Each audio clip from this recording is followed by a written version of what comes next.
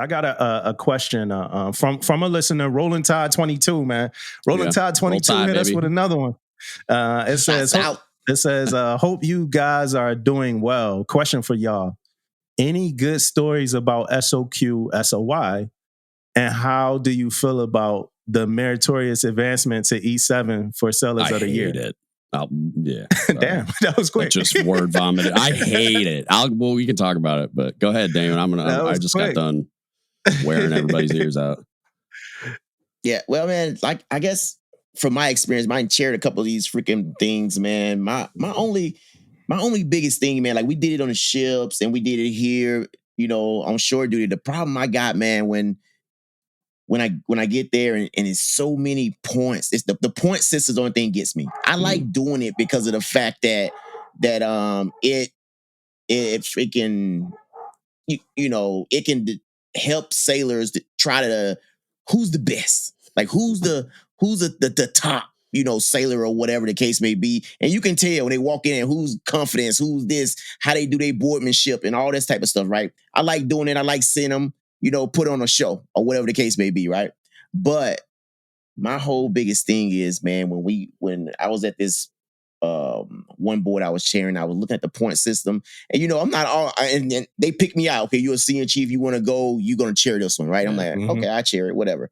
So I started reading all this stuff because I didn't read all this stuff before, right? So now I'm sitting and I'm reading it, and man, it's like questions like 25 points. 25 points. I'm like, man, that's I don't want the questions to like dictate more of the board itself. You know what I mean? Like these guys' package, I think, should be like more what's going on. This is what they got, blah, blah. But then reading these questions, man, they put so many points on the question. I was like, so I went ahead and went along with it. But afterwards, man, I had some questions about that, man. I was like, okay, let's talk about this. But that was my biggest experience, man, going through there and knowing the impact of those questions. It impacted who won and lost. You know what I mean? The board. So it was crazy. Yeah. I think he's asking this question, but I think he's asking some shit that he's not asking in a question, because I think now the Meritorious Advancement shit, it's got like a real nasty relationship to the Sale of the Year board now too. You talking about when it comes to timing and you talking about that Meritorious Advancement to E7 part, or just to E7? Okay. I know a lot of people got issues with, and I'm not 100 with this, but I know a lot of people got issues with the timing, because I do too. It's some people gaming the timing of the Sale of the Year board so that their Sale of the Year can go up for a higher Sale of the Year, so they can have that chance to get map. So they tying in Sale of the Year with evals with that map thing, man, and that could be kind of nasty. And I think we'll get more into it, but I do want to. So we just recently had a Sale of the Year board, and it was unorthodox. Like, it was different, and I like unorthodox. That's like something I really like. So the sellers came in. We sat at a boardroom table, and the sellers came in and they just sat down. My CMC was like, "Hey, we're gonna have pretty much a conversation." Right. And the CMC pretty much broke it down before they came in. Like, hey, at this point in the game, if they don't know facing movements, or they can't say the creed, like we ain't do our job. They shouldn't even be in this room. Like, He like, so we just gonna bring them in, and it's funny watching them like being like shocked because they were so prepared to say the creed or whatever. Right. So, but we set them in, and we just each had 2 questions for like 2 different topics, and they were like conversation based, and I'm like, oh shit, I could do this pretty easy. Me and Damon do this every week. So it was a pretty cool board. But then now let's go to the packages, right? So I got so many gripes about this whole program and shit. Like, when Chiefs not like one of the packages we got during the fucking board. You know what I mean? Like, as we sit in the board. You're done, dude. Like, you just lost that sailor. That sailor probably wouldn't be. You just screwed your person over. Like, I wouldn't even accept him. I don't know. So now it's only 2 of them. So, but right as we sit in the board, we get one of the packages, and that's more on the chief than it is on the sailor, obviously. But I mean, it's not on the sailor at all. But like, it's. It's crazy, man. And then when I'm looking at the grading sheet, just the way my mind worked, like how Damon was talking. Now my mind is like a tad weirder with the shit, because it's like, all right, this is worth 20 points, but it's 3 bullets. This is really how weird I am, DGUTS. Yeah. So I'm like, all right, there's 20 points, but it's 3 bullets. So let me divide. Let me assign the points 3. To a bullet. Yeah. So now I'm like, and and I'm like real specific, then I'm like, all right, well, what the fuck is the value of this compared to this? Especially when you got 2 sellers that's doing like 2 completely, different things or whatever. Like I was looking at a package, man, and the seller said he was the acting regional LCPO. And I never heard of no shit like that. You know what I'm saying? Like what's an acting regional LCPO? That's my favorite. That was my what? When I sat the Chiefs board, that was my favorite part of the board, was reading an eval and going, that's not real. Like they're just making up these positions and like the I'm 83% qualified a thing. I'm like, so you're not qualified. Just people trying to wordsmith their way into more points. And I'm just like, do you think I'm an idiot? Like, yeah, you're 17% away from writing this shit out. So you're not qualified. Got it. Yeah. So I mean, it's a lot with those boards. You write about packages, man, but then packages, it's as good as whoever fucking writes it, right? And that's like that's when you get like we talk about like engineers who might not have a shot because their boardsmanship might not be as good as like somebody. And now engineers, I ain't dissing y'all, but like GSMs, I'm dissing y'all. GSMs, y'all gotta do better, man. Y'all, but damn, fucking Matt is gonna kill me, but but and then you get that chief that might not have wrote like a good package, and they got just like or their woman just did not have a chance. Because I looked at, I'm telling y'all, man, the package I looked at 2 packages. One of them was great. Like I understood everything that was in there, and then the other one, man, I ain't know what the hell they were talking about. It was like acronym followed by acronym followed by acronym, and I don't think a chief ever looked at the damn package. The seller don't have a direct chief. That's why I was acting as the regional. But like, I hope this dude don't listen. Hey man, if you listen to the pod, this real shit you need to listen to, man. But that needs to hit the hand of like a chief, man. For all y'all, young first classes or whoever y'all are who y'all putting these packages together.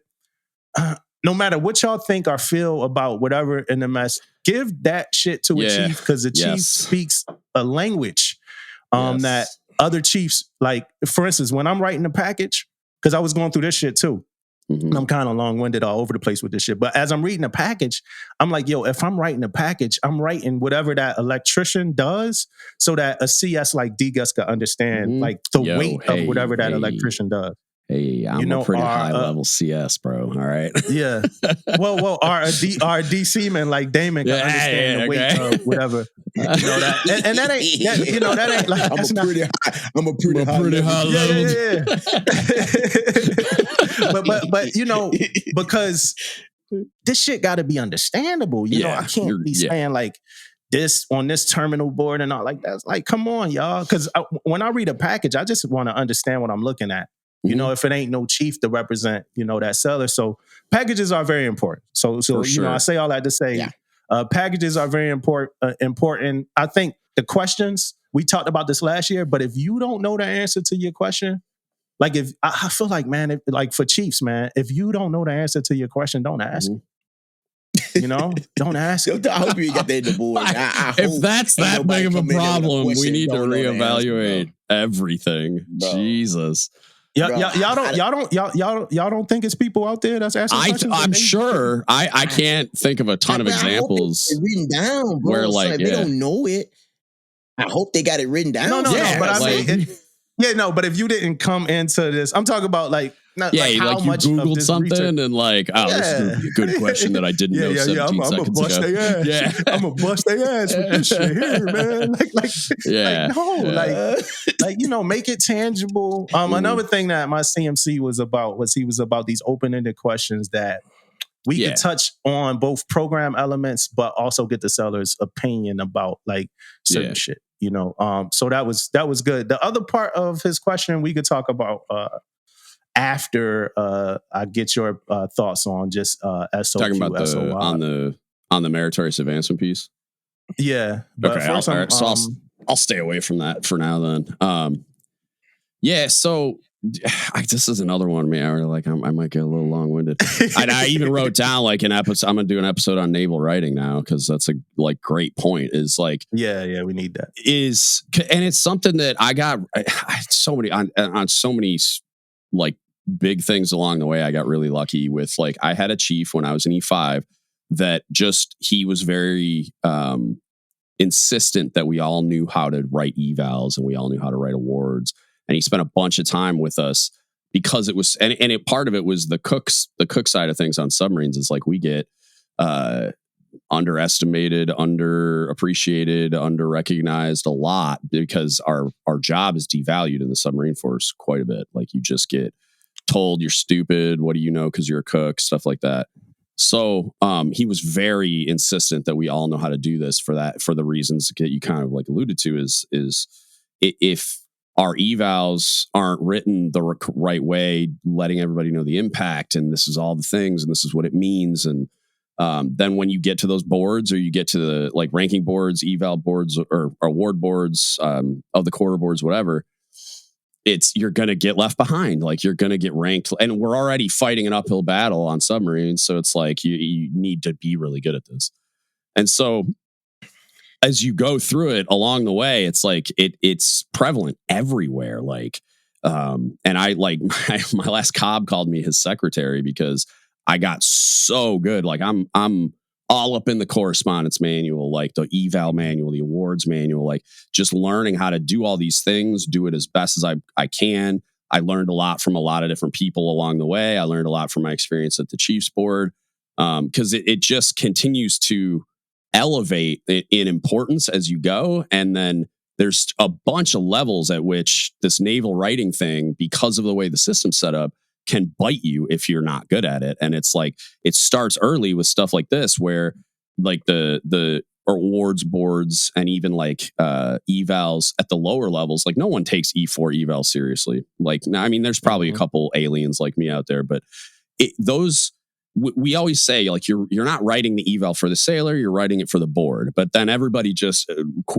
assumes, like makes a snap judgment that, well, they don't really matter until like senior E5 at the earliest because the Chiefs board isn't going to look at those. However, when Seaman Timmy wants to apply for OCS or Seaman Admiral, what are they looking at? They're looking at evals. And so if you're lowballing that early on, like that's where you're developing your skill at this anyway, but you're setting that sailor up to fail if they ever apply, even like conversion programs. If they want to convert to another rating, what's that career field going to judge you on? Your performance in your current rating via evals. Yeah. Like, so if you're not doing a good job on those, it's like that's a problem from day one. And then it's just the impact of lowballing it just elevates as you go, because then we're talking about Chiefs boards, Sailor of the Year, where you could advance to E7, like the officer boards, Command Master Chief packages. There's all kinds of stuff. Like for my supply officers out there, like they do internship stuff in their community. So you got to write a package for that. You got to write a CMC package. You got to do all these things and ask like to be evaluated by the organization. And the more you, and even at the Chiefs board, right? Like I talked a little bit about it already when I'm reading these evals. So I went in there thinking I was like one of the best eval writers like there is. Like I've really worked on it because I take it really seriously because it's people's careers, right? So I was pumped to go to the board because I love that I got to be a part of that, like looking at this and being a good steward of evaluating, picking the best of the fully qualified, blah, blah, blah. when I got there and I started looking at these evals, the first impression, I was like, oh my God, we have an epidemic of people that have no idea how to do this, right? Like not like just horrifically written evals. And because of my experience and attention to detail and how anal I am about this stuff, it was like I could see what the sailor was probably like enough to know that they were super undersold and like underreported as with the quality of the eval and the detail of the eval and whatever. And then also what I gained a bunch of knowledge and experience when I was going through them. And I was on a panel where it was like, we had CSs, LSs, RSs, but we had submarine and surface CSs and LSs. So the majority of the board was surface sailors that had no idea what all the submarine terminology meant, but they were the majority of those submarine records were reviewed by surface chiefs.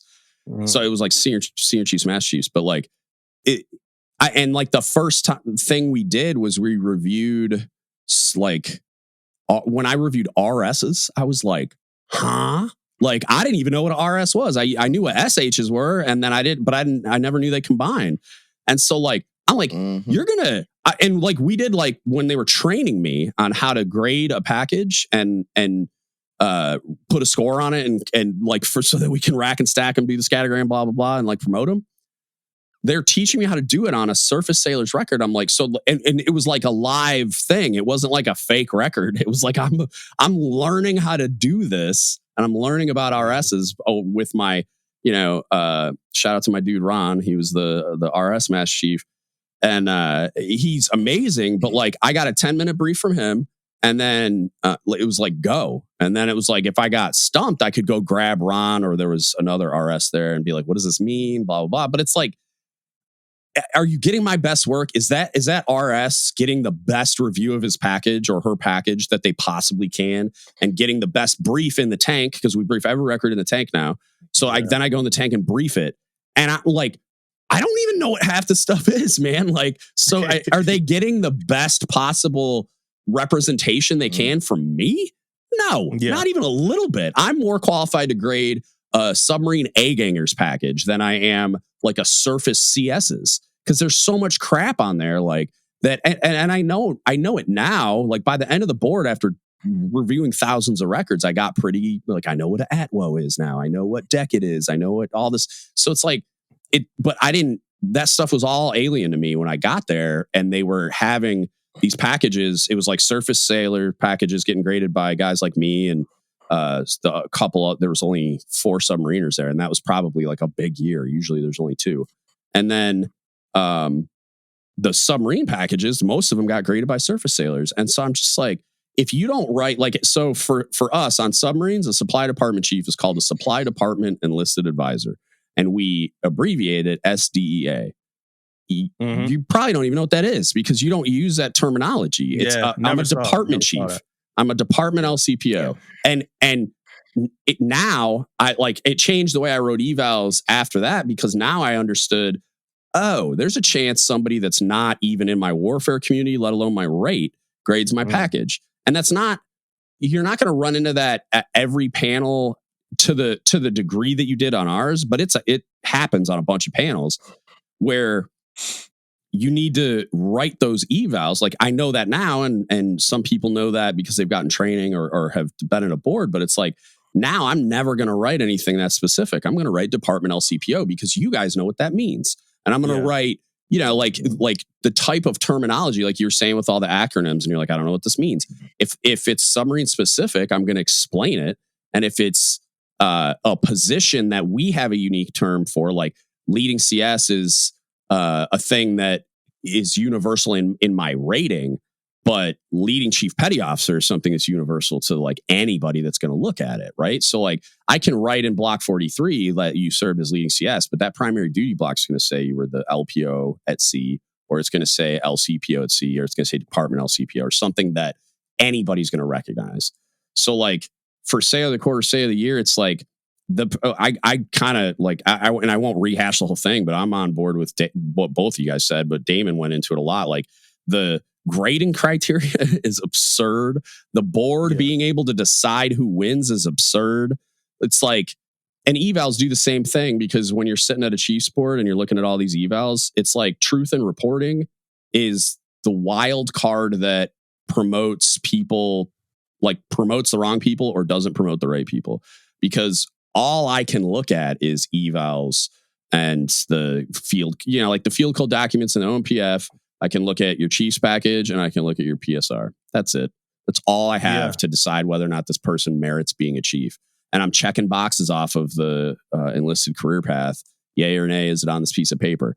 But like, it's not always clear whether or not, like, so you could write on there LCPOC, but does that mean they actually were an LCPOC? It should, because this reporting senior signs off on it. But there's some weird things that get written, or there's some gray area about it where it's like you got to make a call on if I'm giving them credit for what makes them fully qualified and then best qualified on the ECP. And so it's like, it's weird. Whereas if I feel like if there was like the Army, and I don't know a lot of details about it, I just know they do these panels locally where like for me, like on a submarine, it'd be like they'd go up to the submarine squadron and sit like in front of a board of senior enlisted people in their career field, maybe an officer, and they interview them. And they do like ask them, kind of like Sailor of the Quarter, but different, where it's like, I feel like there'd be a lot of value if I had some documents where kind of impartial third parties evaluated them in a way and then submitted like a document saying, hey, we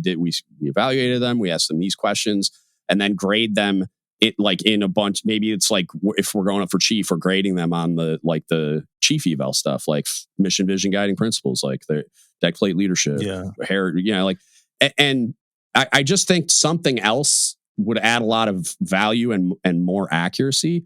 And of course, Sailor Year to me is no different. Like you were saying, like if a CS goes in there, or like you were talking about like engineers, GSM, yeah, you get those sailors that aren't going to do well. They're going to be super nervous and be paralyzed with fear. But when they're out there doing their job, they're killing it. Like we know who those people are.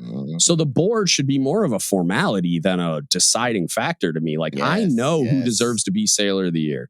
And like on submarines, a lot of times we just didn't have time to do boards. So we're just like, we know who it is. Like we'd go in, we'd put a bunch of names up as nominees and we would talk about them. And like the Chief would brief them real quick. But it's like at that level, I know who to say. Like everybody knows. Like there might be times where there's 2 or 3 first classes that are neck and neck, and we're talking about those 3 guys. And there were occasions where we were like, I think we need to do a board to separate these guys because it was so close. But and on submarines, again, because it's small, it's like packages were usually done, but it was like, even if a package got written really poorly, it was like we know each other so well and we interact with each other on such a regular basis that like if somebody really lowballed a package, not only would there be a coordinator guy like me going, what the fuck is this? But also, if you came in and briefed a guy that we know to be shit hot and you're briefing him and you missed like 5 collateral duties and some crazy thing they did for impact, it's like, we interact with those sailors so much that it's like a lot of times the other chiefs are going to be like, yeah, doesn't he do this too? And like, what do you didn't even talk about that he's the QAO. Like, what do you, like, and so we'll just start punching them in the face until they like properly brief it or make them go back and do a better package or whatever. But there's less room for things like that to fall between the cracks because we're so small.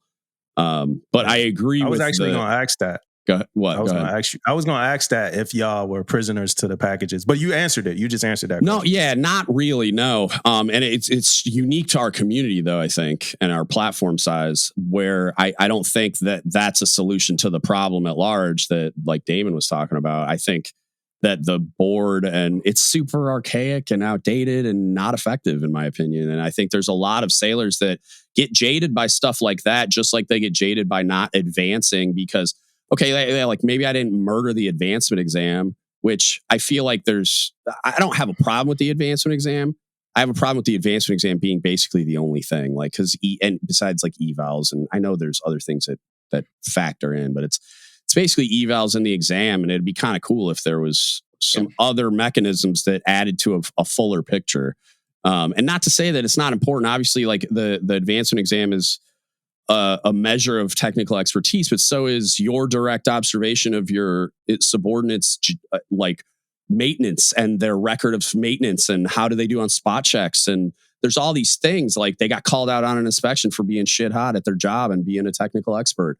So it's like, I've known guys, and I'm sure you have too, that like they're brilliant and they're amazing at their job on a daily basis, but they like panic at the advancement exam. Yeah, like you could be good at work, or you could be good at advancing. Like that's a real thing. Like you could be good at advancing and getting. You can be good at both too, but like for sure, you can get stuck. There definitely, I've known the people like they're bookworms that like they can bubble into answers on a sheet, but ask them to do it in real life. Good luck. You know what I mean? And it's like, and I know like Millington would explain it to us as that's why eval's way so heavy. And it's like, but truth in reporting. You know what I mean? Like there's just a lot of big gaping holes in the process for advancement, for awards, for whatever, that I think build a lot of bitterness in junior sailors because they don't get selected, and it's not for lack of quality and effort and them doing all the like they feel like they earned recognition that they're not getting regularly. And I think that leads to attrition and a lot of bitterness and stuff like that. And that's why, Sailor of the Year. And we dealt with like a Instructor of the Year program at the A school. And I very much had a problem with the way the process was set up, but we also, same thing. It was a learning site. I had like 26 instructors. It wasn't, I knew them intimately. So it was like, yes, we did the boards because we thought it was good for their professional development. And it's a structure they were used to seeing. So in order to make it appear like objective, we wanted to do that as well. But it was more like, that was more like a formality. Like we kind of knew already, and it like informed us a little bit more. And then if there was people that were neck and neck, it might be like a tiebreaker maybe. But other than that, it was like we did it just to do it. So you know how you said sometimes you just know. Y'all ever got the dude that watched too many like courtroom dramas, like that even if y'all do know who the number one person is, you know that dude like, hey guys, erroneous. Let's talk about this. All counts. We rushing this. Let's think about this for a second. Y'all ever had to deal with that? Like, I feel like hold on. Like, those dudes are usually just trying to advocate for their own sailor for this because they're normally that. Because you like, well, who you got? Then who competing? Yeah, you know, and it's like it's a DC. It's like a DCC. Oh well, DC won. DC won. You know it's like shut up, man. Sit down. That stuff never gets off the ground usually, unless they have like a valid argument somehow. Because like when there's 20 chiefs in the room and 19 of them are on board with the guy we picked, and this guy's like, wait, hold on. It's like, man, shut up, sit down. You know, DC one ain't gonna. You know what I mean? All right, let's talk this meritorious advancement to E7. Me and Damon kind of talked through this at one point before, so like over to you, man. DGUTS, just what's your thoughts on that? I hate it. I don't think it should exist, and I'm not against there being a meritorious advancement program to chief for the same reason I like that the meritorious advancement program is becoming more and more a part of normal advancement for the reasons we just talked about, like the people that like panic at the advancement exam and the people that don't do well at those boards. It's like, but we on the deck plate and the reporting seniors and everybody in between observe on a daily basis this person is performing at the level of, and then we get to advance them. So I don't have an issue with it, especially, and there's unique cases. I feel there's unique cases for people that something happened, like so that something they went astray at some point, and in embracing a non-zero defect mentality, I think that I have no problem if somebody had like a PFA failure 3 years ago. Now they're the CFL, but for some reason the board didn't advance them. Like some type of mechanism deciding whether or not this person merits a meritorious advancement. But the problem I have with, and I've partially answered it already, is the issue I have with using the Sailor of the Year program to advance somebody to chief is I don't think the Sailor of the Year program is accurate. I don't think it's it's not a tight enough ship for me to definitively say that every single person at the end of that merits advancement to chief. And I say that because I've seen too many people compete at the much higher levels so if I took that sailor, and I'm going to be intentionally vague just for I don't want to trash anybody, but I saw a case recently where this sailor is going up on the shore sailor of the year side, and then you have sailors coming from ships and submarines and squadrons and whatever operational side going up for the same program. One of the shore sailors of the year that I saw in the year that this happened, it was like if you lined him up next to that sea sailor of the year, and yes, they're two different programs, but it's going the same place. The finish line's the same. It's like that person would get, like, you wouldn't get within 50 points of the sea sailor, right? Like they were just and they weren't bad people. It was just like they were at a shore command doing a collateral duty as their primary duty, and not even doing that great of a job, in my opinion. And it's a collateral duty I did before. And then you see these sea sailor of the years, and they're doing all these incredible things in the midst of, like, the context is I'm operating at sea. I'm going to sea on whatever it is and doing this really hard. Like, it's hard enough to just go to sea and just do that and do your primary duty well, but also they're doing all these other things. It's like, I think there's a path there, like, where we could do a meritorious advancement program to chief and just call it that and do a way better job of objectively evaluating these sailors and making sure we're getting the best of the fully qualified. Because if you're getting meritoriously advanced to chief and you're not going through that board process, you better be like a hard 10. You better be like, if you get to bypass, and I think they need to go through the season when the season happens. I think they need to align the program differently. And if it's not attached to the Sailor of the Year program, you could do that where it's aligned so that when they become a chief select, it's within weeks of the list coming out at like max. And then they go through the season as a chief select. Because that's the other heartburn that I have with it, which, you know, like, you could make a case that it's not that important, but I think it is, because of the way we've decided to build our chief development system.